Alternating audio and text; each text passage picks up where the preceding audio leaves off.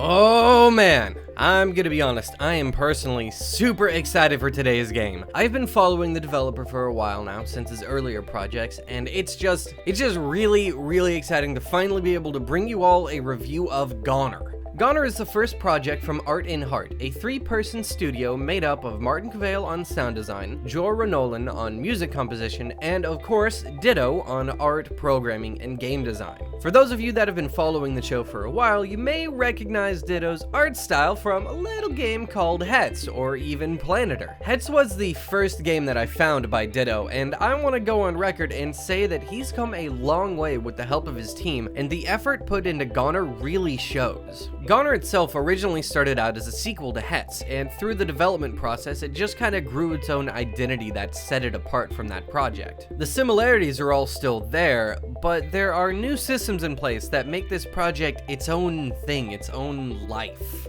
GoNNER is, simply put, a 2D action platformer roguelite. You play as a little skeledude named Ick on a journey to make his best friend, a landbound whale named Shelly, happy. With death as your mentor, you travel through a handful of different environments, fight a bunch of bosses, and unlock new weapons, powers, and heads along the way. To be frank, GoNNER doesn't bring a whole lot of new mechanical business to the table for the 2D platformer shooter roguelite genre, at least not in terms of its core gameplay loop.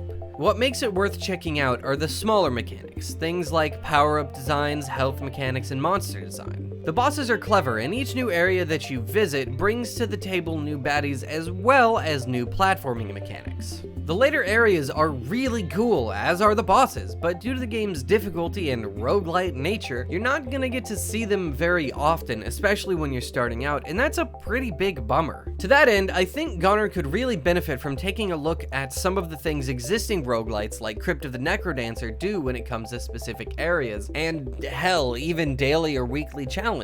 I think that if GoNNER gave you the ability to start from a specific area once you've actually made it there, it would really help players experience new content more frequently, and it would keep things from getting repetitive and dull. In addition, there could be a system for daily or even weekly challenges, runs that get generated by the server, and then everyone who's playing competes across those runs for the highest score by the end of the day or week. These are simple-ish systems that could add worlds of longevity to the game, and I think that GoNNER could really benefit from that additional replayability. Apart from all that business, the game is simply solid. It's adorable, challenging, and enjoyable, all in one tightly coded, well-designed package. You can pick it up on pretty much any of the game-selling websites for about $13 at normal price. If you're into roguelites or shooting platformers, then hey, this one's for you. Thanks for joining me for this episode of Indie Bytes. I hope you enjoyed. If you did, please remember to leave a like and subscribe for more stuff like this. Be sure to check out the other content that we put out on this channel, and remember to drop me a line here on Twitter or through email with any game recommendations that you've got. You can find all that stuff down in the description below. I'll see you next time.